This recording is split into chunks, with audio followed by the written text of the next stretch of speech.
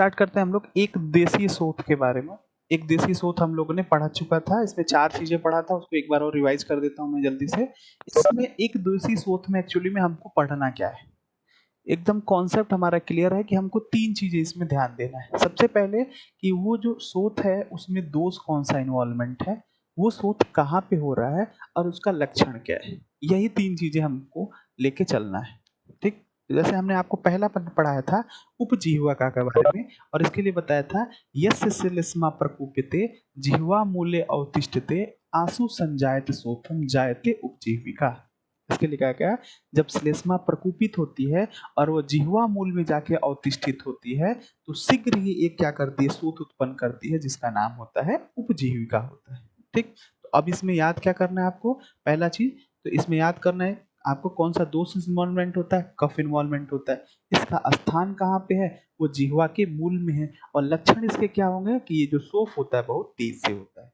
ठीक, अभी यहाँ से पढ़ लो, फिर बाकी नीचे जो टेबल होगा उस टेबल से आपको याद करना होगा। ठीक, तो कुपित हुआ कफ जिस पुरुष के जिह्वा के मूल भाग में अपना स्थान बनाता है उसके जिह्वा के मूल भाग में शीघ्र ही शोथ उत्पन्न कर देता है, इसे उपजीविका नाम कहते हैं। तो क्वेश्चन 3 पूछा जाता है कि उपजीविका में दोष बताओ, कहाँ पे होता है, तो जिह्वा मूल में होता है, और ये कैसा शोथ होता है, तुरंत होता है, आंसू संजायते शोथ, पहला हो गया। ठीक, दूसरा होता है गलसुंडी के बारे में। गलसुंडी क्या होती है, ये भी एक तरह का शोथ होता है। ये शोथ कहाँ होता है, दोष का इन्वॉल्वमेंट, तो इसको भी पढ़ेंगे कि यस्य श्लेष्मा प्रकुपित काकले अवतिष्ठते। जब कफ क्या होता है, प्रकुपित होता है, और कहाँ पे, काकले, काकले का मतलब होता है जो हमारा तालु मूल होता है, जब वहां पे जाके अवतिष्ठित होता है, आंसू संजायते शोफ, तो वहां पे कैसा, शीघ्र ही एक शोफ उत्पन्न करता है जिसे गलसुंडिका के नाम से जानते हैं। ठीक है ना, तो यही कह रहा है जिस व्यक्ति के शरीर में कुपित हुआ कफ काकल, काकल का मतलब तालु प्रदेश में जाके अपना स्थान बनाता है और शीघ्र ही वहां शोथ उत्पन्न कर देता है, दैट इज नोन एज गलसुंडी। तो क्या याद करना है इसमें, दोष याद करना है, दैट इज कफ।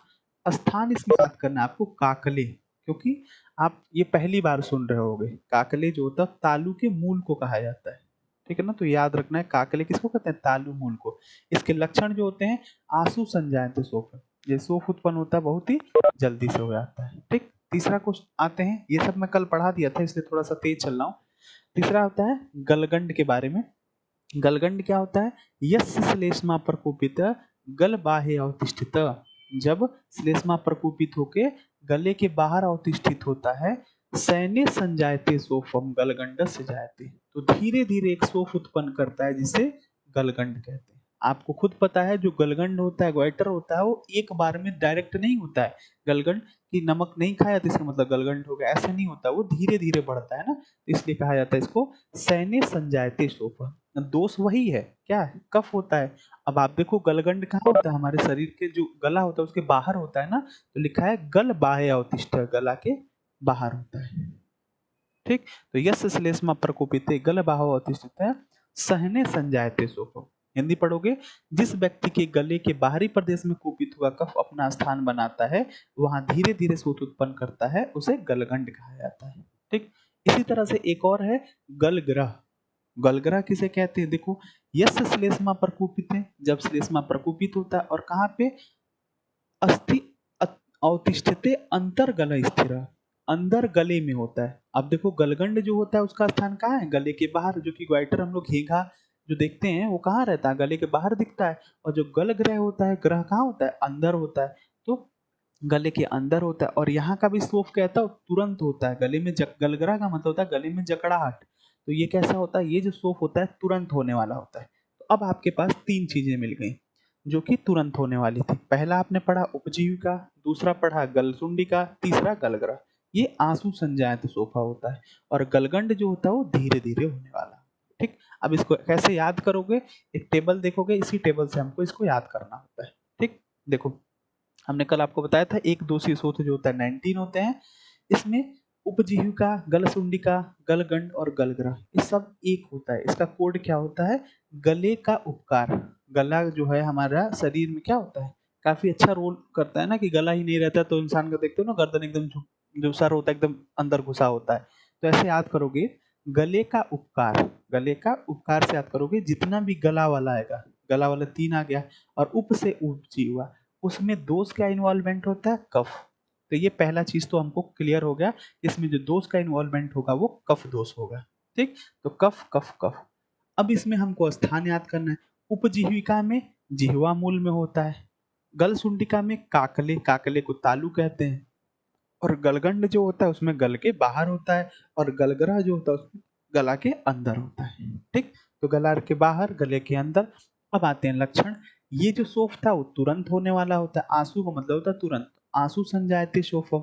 गलसुंडिका भी आंसू संजायते। गलगंड जो होता है वो सैन्य संजायते, मतलब ये धीरे धीरे शोफ होने वाला होता है। और गलग्रह जो होता है वो भी क्या होता है, आंसू होता है तेज होने। तो गलगंड हम लोग पता है कि जो ग्वाइटर होता है वो धीरे धीरे होता है, तो बस एक याद कर लो आप, सैन्य संजायते शोफ याद कर लो, बाकी सब क्या होता है, आंसू हो गया तीनों। ठीक, नेक्स्ट आते हैं इसमें। अब ये तीन चीजें हम लोगों ने पढ़ लिया। अब इसके बाद से सॉरी चार चीजें पढ़ लिया। अब यहाँ से हम लोग नया आज टॉपिक स्टार्ट करेंगे। क्या क्या है देखो, सबसे पहले यहाँ से हम लोग विसर्प से स्टार्ट करते हैं। तो विसर्प में क्या कहते हैं, यस्य पित्तम प्रकोपिते। अब कफ की कहानी खत्म हो गई, अब या तो पित्त आएगा और वात आएगा और रक्त आएगा।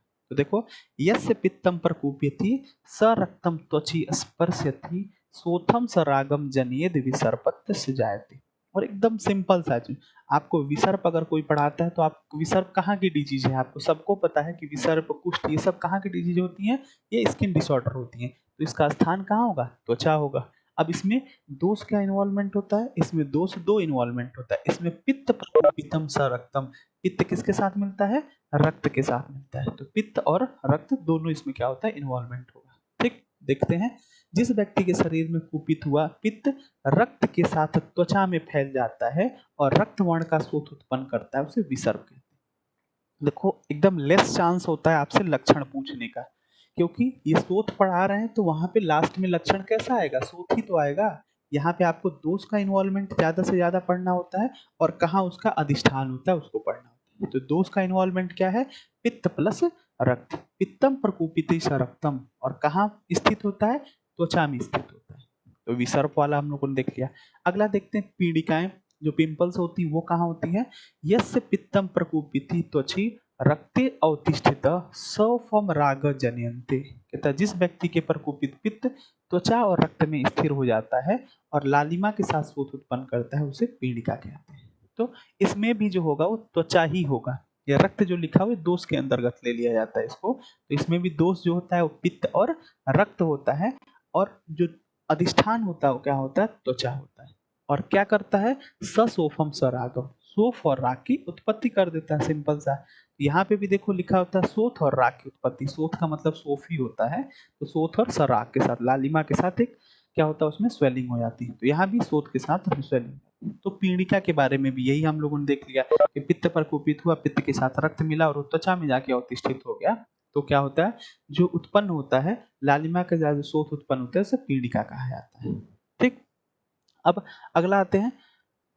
देखो, दोनों सेम ही होते हैं, पीड़िका और विसर्प सेम होते हैं, बस एक अंतर होता है। क्या अंतर होता है, देखो लिखा हुआ है, विसर्प में जो शोथ होता है, विसर्प नाम ही उसका सर्प है, सर्प का मतलब चलने वाला। तो विसर्प जो होता है शोथ फैलने वाला होता है, जबकि पीड़िका होती है वो एक शोथ जो होती है वो स्थिर रहती है। तो अगर कभी आपसे कोई क्वेश्चन पूछे कि कुष्ठ और सॉरी विसर्प और पीड़िका में क्या अंतर है, क्योंकि मैक्सिमम चीजें सब कॉमन है, पित्त प्लस रक्त और त्वचा हो गया।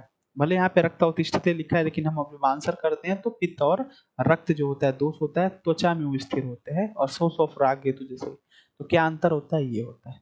ठीक, नेक्स्ट आते हैं, तिलक, पिपलू, बयंग, नीलिका। ये मुख पे जो चीज निकलती हैं, छोटे छोटे, किसी का तिल है, पिपलू है, बयंग है, नीलिका है, ये सब क्या होती है, स्किन डिसऑर्डर होता है, जो मुंह पे निकलने वाला, तो छोटा छोटा दाना निकलता है। जब आप क्षुद्र रोग पढ़ोगे सुश्रुत में, तो वहां पे सब कुछ मिलता है आपको, व्यंग क्या होता है, नीलिका क्या होता है, तिलक क्या होता है। तो बस आप याद रखो, इसमें भी क्या होता है, यस्य प्रकूपितम पित्तम सोडितम प्राप्यम सुस्यति तिलकः पिपलियो व्यंग नीलिका तस्य जाते। चार को यहीं पे एक्सप्लेन कर दिया एक ही साथ। क्या कहा है कि जिस व्यक्ति की त्वचा में कुपित हुआ पित्त रक्त में जाकर सूख जाता है। ठीक, तो पित्त और रक्त इसमें भी हो गया, और कहा जाता है त्वचा, इसका अधिष्ठान क्या हो गया, वही त्वचा हो गया। तो उसे तिल, पिपलू और बैंग और नीलिका, इससे कुछ लक्षण नहीं दिए गए, तो हमको लक्षण भी नहीं याद करना। ठीक, ये सब चीजें जो है आपको दिख रही हैं, तिलक है, पिपलू है, व्यंग है, नीलिका है, जब आप सुश्रुत पढ़ते हो निदान स्थान, तो वहां पे जो लोग पढ़ चुके हैं उनको पता होगा कि क्षुद्र रोग में ये सब चीजें आती हैं। दोष क्या होगा? पित्त प्लस रक्त। अधिष्ठान क्या होगा? त्वचा होगा। कोई लक्षण नहीं याद करना है। ठीक, तो चलो इसको एक बार जल्दी से इसको देख लेते हैं कि क्या क्या हम लोग को याद करना था इसमें। विसर्प, पीड़िका, तिल, पिप्पलो, व्यंग और नीलिका, इन तीनों में पित्त और रक्त होता है। ठीक है, आप जानते हो जो भी कुष्ठ उष्ठ होता है या विसर्प होता है, इसमें सब में हमारी क्या दृष्टि होती है? रक्त की दृष्टि होती है। और रक्त और पित्त हमेशा भाई भाई होते हैं, जहां रक्त आता है वहां पित्त आ ही जाता है अपने आप।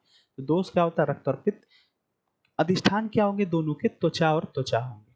और शोथ और राग, शोथ और राग, ये इसके क्या हो गए? लक्षण हो गए। इनमें कुछ लक्षण नहीं दिया रहा है तो हम लोग इसको नहीं याद करेंगे। ठीक, अब नेक्स्ट आते हैं अगला, सॉरी, अब पित्त और रक्त वाले हमारे ये कॉन्सेप्ट क्लियर हो गया। अब आते हैं केवल जो पित्त से प्रकोपित होने वाला है, ओनली प्योर पित्तज कौन कौन सा होता है वो देखेंगे। संखक नाम का एक रोग होता है, ठीक है ना। संखक नाम का रोग क्या होता है? यस्य पित्तम प्रकूप्यति संख्यो रे अवतिष्ठित स्वथु संखको नामम दारुण तस्य जायत। जब केवल पित्त प्रकूपित होकर संख प्रदेश में, संख प्रदेश का मतलब होता है टेम्पोरल रीजन में जाके क्या होता है? अवतिष्ठित हो जाता है। तो वहां संघ प्रदेश को क्या करता है? स्वथ उत्पन्न कर देता है, उसमें स्वथ उत्पन्न कर देता है। तो मैं बार बार यही कह रहा हूँ, लक्षण यहाँ पे इंपॉर्टेंट नहीं है, क्योंकि ये डिस्क्राइब क्या कर रहे हैं? स्वथ के बारे में डिस्क्राइब कर रहे हैं। तो लास्ट में जाके वहां पे अल्टीमेटली क्या होगा? स्वथ ही उत्पन्न होगा। इसमें आपको दोष का इन्वॉल्वमेंट ज्यादा से ज्यादा याद करना है और स्थान याद करना है। तो क्या होगा इसमें? जिस व्यक्ति के संख प्रदेश, संख मतलब टेम्पोरल रीजन में कुपित हुआ पित्त अपना स्थान बनाता है, वहां संखक नामक भयानक शोथ उत्पन्न कर देता है। ठीक, याद रखना आपको कौन सा? संखक नामक भयानक रोग कहाँ उत्पन्न होता है? संख प्रदेश में। और दोष का इन्वॉल्वमेंट होता है पित्त। अगर आप अच्छे से पढ़ो तो हमको नहीं लगता इसमें कुछ याद करने वाला होता, बस एक दोष को छोड़ के, क्योंकि पित्त हमको याद रहेगा। तो बाकी जो शोथ हो रहा है संघ प्रदेश में हो रहा है, नाम से आएगा तो नाम से कर लो। स्वथु कहाँ हो रहा है? संघ प्रदेश में। और यहाँ पे अधिष्ठान कहाँ हो रहा है? संघ में होता है। ठीक, चलो आगे आते हैं। कर्ण मूलिक शोथ, जो कान के मूल में जो शोथ होता है उसमें क्या होता है? देखो, यस्य पित्तम प्रकूप्यति कर्ण मूले अवतिष्ठित है। जब पित्त प्रकूपित होके कहाँ पे अवतिष्ठित होता है? कान के मूल में। जो कान होता है उसका जो पिन्ना होता है उसके नीचे एकदम मूल में जब अवतिष्ठित होता है तो ज्वर आंते दुर्जयो आंते सोथस च उपजायते। ये थोड़ा सा इंपॉर्टेंट पॉइंट है, देखो सबसे अलग मिला ना, इसको हेडिंग अंडरलाइन करेंगे। जिस व्यक्ति के कर्ण मूल में कुपित हुआ पित्त स्थिर हो और वह ज्वर के अंत में शोथ उत्पन्न करे, वह असाध्य होता है और मरण के लिए होता है। ठीक है ना। तो कर्णमूलिक शोथ जो होता है वो क्या होता है? मरण के लिए बताया गया है कि ज्वर आंते, इस शोथ ज्वर के अंत में शोथ होता है और वो दुर्ज आंत्य मतलब क्या होता है? अंत करने वाला होता है, मतलब असाध्य होता है। तो कर्णमूलिक शोथ को असाध्य भी बताया गया है। ठीक है, इसको ध्यान रखना है। और ये कर्णमूलिक शोथ कहीं और आया था, चलो बताएंगे अभी, तो तुम लोग चिकित्सा पढ़े नहीं हो। तो दो चीजें हम लोगों ने पढ़ा, क्या उनसे क्या पढ़ा? एक तो संखक पढ़ा और दूसरा क्या होता है? कर्णमूलिक सूत्र। इन दोनों में दोष का इन्वॉल्वमेंट हमको याद रखना है कि दोनों में दोष का इन्वॉल्वमेंट होता है, पित्तज होता है। कैसे याद करोगे? देखो दो चीजें हैं तो याद करोगे। पी के कान के ऊपर शंख बजाया, ड्रिंक रिंग कर लिया, ड्रिंक करने के बाद कान के ऊपर क्या बजा दिया? शंख बजा दिया। तो कान से हो जाएगा कर्णमूलिक सूत्र और शंख से शंखक। और कैसे? पी के, तो पी से हो गया पित्तज। ये दोनों में दोष जो इन्वॉल्वमेंट होता है, कैसा दोष इन्वॉल्वमेंट होता है? पित्तज होता है। अब शंखक का स्थान क्या होगा? शंखक प्रदेश होगा। और कर्णमूलिक सूत्र क्या होता है? इसमें पित्तज दोष, इसका कर्णमूल होगा। इसमें स्वथु में शंख उत्पन्न हो, सॉरी, शंख में क्या होता है? शंख प्रदेश में स्वथु उत्पन्न होता है। और यहाँ पे जब हम आते हैं तो ज्वर आंते, ज्वर के अंत में शोथ उत्पन्न होता है। दुर्जय आंत, अंत करने वाला होता है। दुर्जय होता है मतलब ये असाध्य होता है। तो ये केवल लाइन देके पूछेगा किसके लिए कहा गया, कौन से शोथ का ये लक्षण है? तो कर्णमूली शोथ के लिए। तो ज्यादा मोस्ट इंपॉर्टेंट है, इसको याद करना आपको जरूरी है। तो पहले गले का उपकार पढ़ा, पी के कान के ऊपर शंख बजा दिया, है ना। चलो आगे देखते हैं। अब आते हैं हमारे पास वातज, प्योरली वातज कौन कौन से होते हैं? देखो सबसे पहले प्लीहा वृद्धि के बारे में कह रहा है। प्लीहा वृद्धि में कह रहा है वात प्लीहम उद्यम कुपितम यस्य तिष्ठति सहने परितूदनम पार्श्व प्लीहा तस्य अभिवर्धते। कह रहा है जिस व्यक्ति में कुपित हुआ वायु, तो दोष क्या होगा हमको पता चल गया। इसमें दोष क्या होता है? वात होता है। प्लीहा को अपने स्थान से हटाकर स्थित होकर उस व्यक्ति के वाम पार्श्व में धीरे धीरे वेदना उत्पन्न करने लगती है तो प्लीहा बढ़ जाती है। सब समझना चाहिए कि ये प्लीहा वृद्धि है। तो क्या याद करोगे? सबसे पहले दोष याद कर लो। कौन सा दोष? वात होता है। कहाँ इसका स्थान हो गया? वाम पार्श्व में। और इसमें लक्षण क्या हो गया? सैन्य प्रतितूदनम। सैन्य प्रतितूदनम मतलब धीरे धीरे वेदना। प्रतितूदन का मतलब होता है तोद। तोद का मतलब धीरे धीरे वेदना करने को कहते हैं। जो तोदन मतलब होता है वेदना और सैनिक मतलब धीरे। तो इसमें लक्षण जो होगा वो सैन्य प्रतितूदनम होगा। स्थान क्या होगा? वाम पार्श्व होगा। दोष क्या होगा? वायु होगा। ठीक। अब ये दोष कैसे याद करना होगा मैं आपको कोड बता दूंगा, उसी कोड से आप पूरा याद करो। आप बस स्थान याद कर लो, थोड़ा सा लक्षण याद कर लो। ठीक। वैसे ही गुल्म के बारे में कह रहा है, जिस व्यक्ति की कुपित हुई वायु गुल्म होने वाले स्थान में अपना अपना स्थान बनाती है तो उस स्थान में वह शोथ शूल उत्पन्न करते हुए गुल्म को उत्पन्न कर देती है। तो सबसे पहले दोष क्या? वायु हो गया। कहाँ पे ये अवतिष्ठित होता है? गुल्म के स्थान में अवतिष्ठित होता है। और गुल्म के कितने स्थान होते हैं? कौन बताएगा? 5। कौन कौन से? 5 प्रिय। हृदय, नाभि, पार्श्व और दोनों पार्श्व ठीक है। तो और चलो बस्ती। उसमें हाँ, गुल्म स्थान अवतिष्ठे, उसमें गुल्म के स्थान में जाता है और वहां पे क्या करता है? सोफम ससूलम जनयंती। वहां पे सोफ के साथ सूल उत्पन्न कर देता है। तो कोई ज्यादा इंपॉर्टेंट नहीं है क्योंकि सोथ हम पढ़ ही रहे हैं, तो सोथ तो जाहिर सी बात है कि सोथ वहां पे होगा ही। ठीक। तो दो चीजें याद करना है, दोष वायु होता है और गुल्म स्थान में अवतिष्ठित होता है। नेक्स्ट आते हैं वृद्धि रोग। वृद्धि रोग क्या होता है? एक्चुअली में इसको हर्निया और से कोरिलेट करते हैं। हर्निया या फिर हाइड्रोसीलिया, इसी से कोरिलेट किया जाता है इसको। वृद्धि रोग क्या होता है कि यस्य वायु प्रकुपिति, जब वात प्रकुपित होता है, सोफ शूल करश, सोफ और शूल करता है, ये लक्षण दे दिया। और कहाँ स्थान होता है? वंक्षण और वृषण में। देखो मान लो अगर वृषण वृषण में होता है तो उसको क्या कहा जाता है? हाइड्रोसील कहते हैं। और वंक्षण में क्या होता है तो उसको इंग्वाइनल हर्निया कह सकते हैं। तो इसका जो स्थान होता है कहाँ होता है? वंक्षण होता है। और क्या होता है? वृषण होता है। और इसका लक्षण क्या होता है? सोफ और शूल होता है। दोष का इन्वॉल्वमेंट क्या होता है? वायु इसमें दोष होता है। ठीक। तीनों समझ में आ गया कि वृद्धि रोग जो होता है उसमें दोष क्या हुआ? वात है। उसका स्थान क्या होता है? वंक्षण और वृषण होता है। और उसमें लक्षण क्या होता है? सोफ और शूल होता है। जैसे यहाँ पे सोफ शूल था, यहाँ पे भी सोफ शूल हो गया। अगला आते हैं उदर रोग में आते हैं। उदर रोग में क्या कह रहा है? जिस व्यक्ति के शरीर में कुपित हुआ वायु, तो कह रहा है यस्य वायु प्रकुपिति त्वचा मांस आंतर आश्रितम। मोस्ट इंपॉर्टेंट है। उदर रोग में दोष का अवतिष्ठन कहाँ होता है? त्वचा और मांस के बीच में होता है। ठीक। लिख लो के ऊपर एक और चीज लिखा होगा आपको, कट गया यहाँ पे, पांडु में। पांडु और यहाँ पे उदर रोग में, दोनों में पांडु रोग जो पढ़ाएंगे आपको चिकित्सा में, तो वहां पे भी लिखा हुआ है कि त्वचा और मांस के में आश्रित होता है। कौन सा?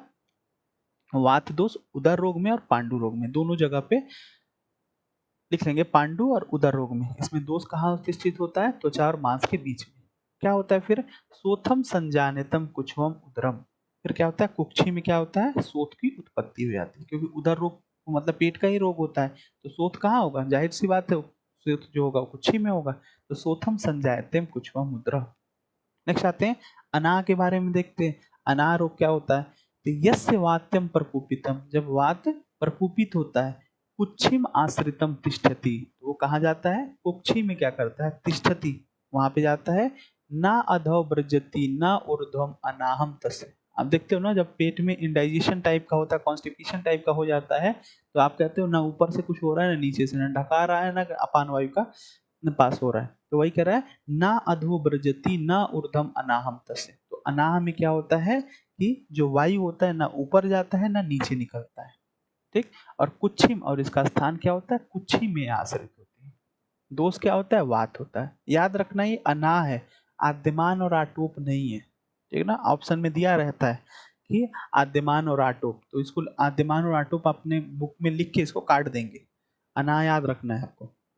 तो ये चीजें, अब इसको कैसे याद करोगे? याद करने का तरीका क्या है? पीजी नाम की कोई लड़की है, मान लो पूजा गुप्ता, ऐसे करके याद करो। पूजा गुप्ता याद करो। पीजी के उदर में वृद्धि हुई, उसका पेट जो हो गया बढ़ गया। तो डॉक्टर के पास गई और डॉक्टर बोला क्या है? आपको अनाह है। ऐसे याद करोगे। पीजी के उदर में वृद्धि हो गई। पीजी नाम, पूजा गुप्ता नाम की कोई लड़की थी, उसके उदर में क्या हो गया? वृद्धि हो गया, उसका पेट फूल गया। फिर डॉक्टर के पास गई तो डॉक्टर ने कहा कि आपको क्या है? अनाह है, कॉन्स्टिपेशन है। और ये सब के सब कैसे होते हैं? वातज होते हैं। ठीक। तो पी से हो गया प्लीहा वृद्धि, जी से गुल्म, उदर से उदर रोग, वृद्धि से वृद्धि रोग, और डॉक्टर क्या बोला आपको कौन सा रोग है, अनाह, तो अनाह। इन सब में कौन सा दोष हो गया, वातज दोष हो गया। ठीक, अब इतना सिंपल हो गया, आप इसको कैसे याद करोगे, पीजी के उदर में वृद्धि हुई तो डॉक्टर बोला आपको क्या है, अनाह। तो प्लीहा वृद्धि, गुल्म, वृद्धि रोग, उदर रोग और अनाह, इसमें दोष का इन्वॉल्वमेंट होता है, वात वात वात सब, ये याद हो गया। अब प्लीहा वृद्धि किधर होता है, वाम पार्श्व में होता है। गुल्म कहाँ होता है, गुल्म के स्थान में होगा। वृद्धि रोग कहाँ होता है, हम आपको बताएं, ये हर्निया होता है, हर्निया हाइड्रोसिल टाइप का होता है, तो वंक्षण और वृषण में होता है। उदर रोग कहाँ होता है, त्वचा और मांस के बीच में होता है, तो त्वचा मांस के बीच में होता है। अनाह कहाँ होता है, कुक्षी आश्रितम, अनाह रोग जो होता है वो कुक्षी में होता है। अब आज देखते हैं अगले अगले पॉइंट में क्या है। अब इसके लक्षण देखो, ये धीरे धीरे वेदना होती है, सैन्य परितूतनम। गुल्म क्या होता है, सोफम शूलम जनयंती, सोफ सशूलम। उदर रोग में कुक्षी में शूत होता है, और अनाह में वो ना तो ऊपर वायु जाता है ना नीचे आते, तो न ऊर्ध्वम न अध। ठीक, तो मेरा कहना है कि आप सबसे ज्यादा फोकस करोगे स्थान पे फोकस करोगे, और कोई कोई होगा ऐसा जिसका हमको लक्षण याद करना है, जैसे कि आपको कर्ण मूल के शोथ का लक्षण याद करना है, जैसे कि आपको अनाह का श्लोक शोथ याद करना है। ठीक है, बाकी सब एकदम से सिंपल है, उसको ज्यादा याद करने के पीछे नहीं पड़ेंगे। आप दोष याद रखो, दोष के लिए मैंने कोड बता दिया, वातज के लिए, पित्तज के लिए, कफज के लिए। पित्त और रक्त वाला वो आप देख ही लिए उसको कैसे करना है, पित्त रक्त को ऐसे कर लेंगे। ठीक है, और बाकी जो होता है उसमें हम लोग क्या करेंगे, कैसे करेंगे, ऐसे जो कोड है वो कोड से याद कर लेंगे। ठीक, अब हमारे पास हो गया है मैक्सिमम 17 हम लोगों ने पढ़ चुका है, बाकी दो चीजें बची हैं, उसको देखते हैं क्या क्या लिखा हुआ है। अगला है उत्सेद। उत्सेद का मतलब होता है उभार। उभार क्या होता है, जैसे अधिमांस, अर्बुद इत्यादि का स्थान रूप एवं नाम से भिन्न होता है, तो उठाव उत्सेद सभी सामान्य रूप होता है, इसलिए इसे सूत्र संग्रह में भी गणना कर लेना चाहिए। ठीक है, जैसे आपको देखते हो ना, ग्रंथि, अर्बुद, अर्बुद और रुद्र में क्या होता है, एक एबनॉर्मल क्या होता है, मास क्या होता है, दिखता है ना आपको, तो उसी को कहते हैं, वो एक तरह से उठा हुआ है, इसलिए उसको भी उत्सेद को भी क्या करते हैं हम लोग, इसमें शोथ में क्या कर लेते हैं, ग्रहण कर लिया जाता है। ठीक है, कोई बहुत ज्यादा इंपॉर्टेंट नहीं है। उत्सेद में कभी दोष पूछता है तो आप लिखोगे उत्सेद में वात दोष होता है। ठीक, अब सबसे लास्ट जो पार्ट आता है वो आता है हमारे पास रोहिणी। ठीक, रोहिणी सबसे इंपॉर्टेंट है, और क्यों इंपॉर्टेंट है अभी इसको बताएंगे, कि ये त्रिदोषज होता है। ठीक, अब आओ देखते हैं क्या कर रहा है, वात पित्तम कफा यस्यम युगपत कुपिता स्त्रेयो। वात पित्त और कफ ये तीनों जो होते हैं एक साथ क्या होते हैं, जब प्रकुपित होते हैं। युगपत, युगपत का मतलब मिक्स होकर एक साथ प्रकुपित होते हैं, और कहाँ पे, जिह्वा मूले अवतिष्ठन्ते, और कहाँ पे जाते हैं, जिह्वा के मूल में अवतिष्ठित होते हैं। चलो बताओ, जिह्वा के मूल में और कौन था, हाँ जीविका। ठीक है, तो ये भी हमारा क्या होगा, जिह्वा मूल अवतिष्ठते। जिह्वा के जो मूल में जब अवतिष्ठित होता है तो वहां क्या करता है, विदह अंतम समुच्छ्रिता, तो वहां पे विदा के साथ क्या करता है, अपना स्थान बनाता है।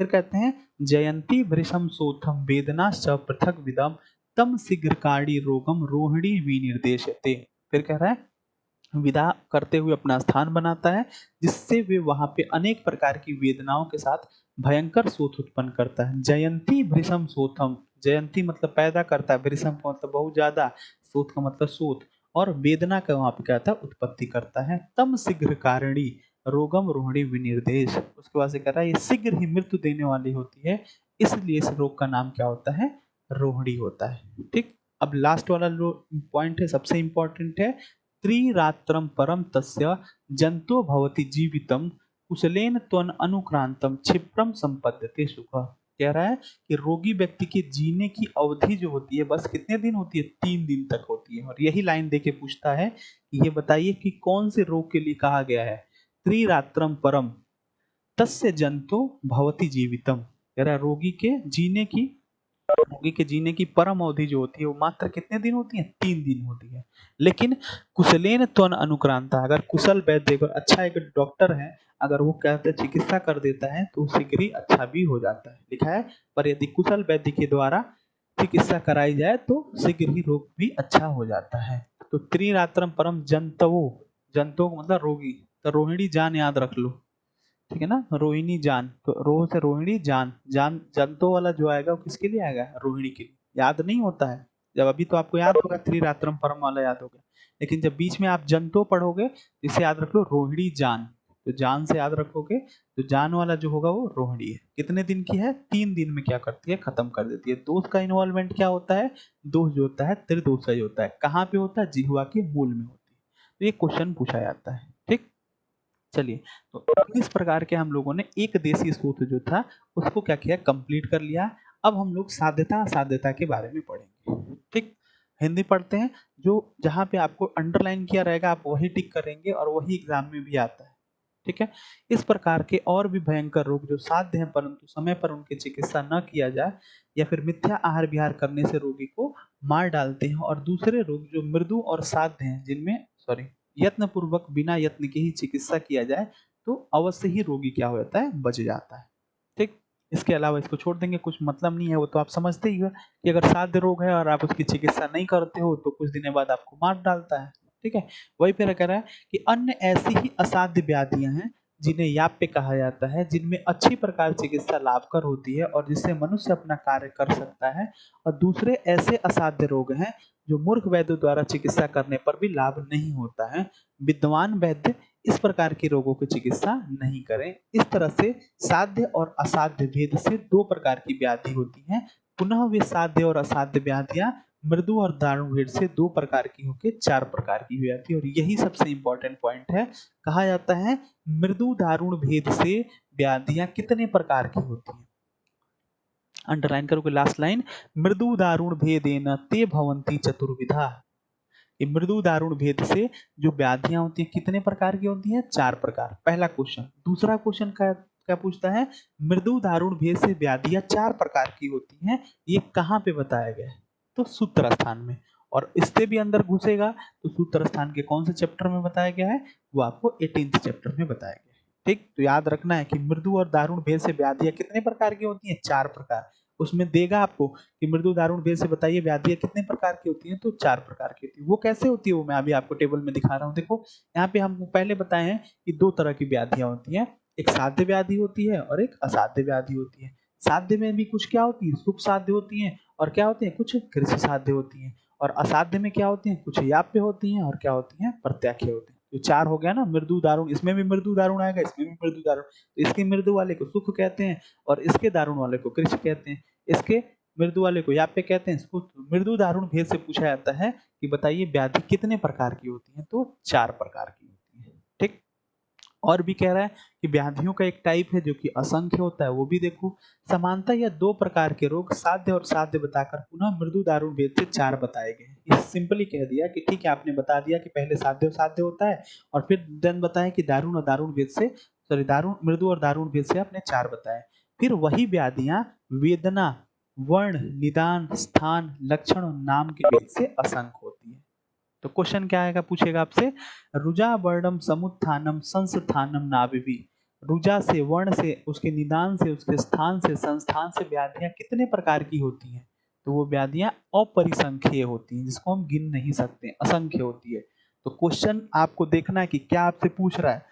अगर आपसे मृदु और दारुण भेद से पूछे कि व्याधियां कितने प्रकार की होती है, तो मृदु दारुण भेद से 4 प्रकार की। अगर कहे कि रुजा के आधार पे वर्ण, समुत्थान, निदान, संस्थान, इसके आधार पे कितनी व्याधियां होती हैं, तो वो क्या होती हैं? असंख्य होती हैं। ठीक, तो देखो ले लिखा हुआ है, सभी व्याधियां वेदना, वर्ण, निदान, स्थान, लक्षण और नाम से भेद से असंख्य होती हैं, पर सभी का गणना करना, उसका लिखना असंभव है। इसलिए स्थूल रूप से चिकित्सा करने वाले ने उनका संग्रह किया है। इस प्रकार रोग की प्रकृति सामान्य का भी निर्देश करेंगे। ठीक है ना, समझ में आ गया? क्या याद करना है आपको? रुजा, वर्ण, समुत्थान, संस्थान और स्थान से व्याधियां कितने प्रकार की होती है। ठीक, एक और ना ये आता है, ये रेफरेंस में पूछा जाता है, बहुत इंपॉर्टेंट पॉइंट है।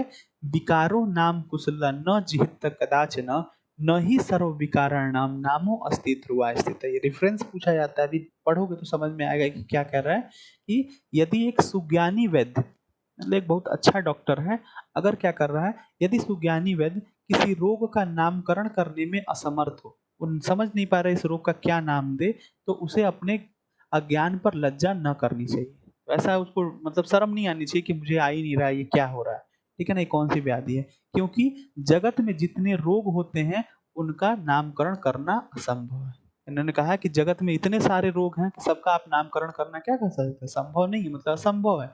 किंतु वे कुपित हुए दोष के कारण विभिन्नता और भिन्न भिन्न रोगों के भिन्न भिन्न जाकर उत्पन्न करते हैं। अतः रोग की प्रकृति, अधिष्ठान, समुत्थान विशेष का ठीक ठीक ज्ञान कर कर चिकित्सा कार्य करना चाहिए। कुछ नहीं है, इन्होंने ये कहा कि विकारा नाम कुशलम न जिहत्या कदाचनम न ही सर्व विकाराणाम नामो अस्ति ध्रुव स्थिता।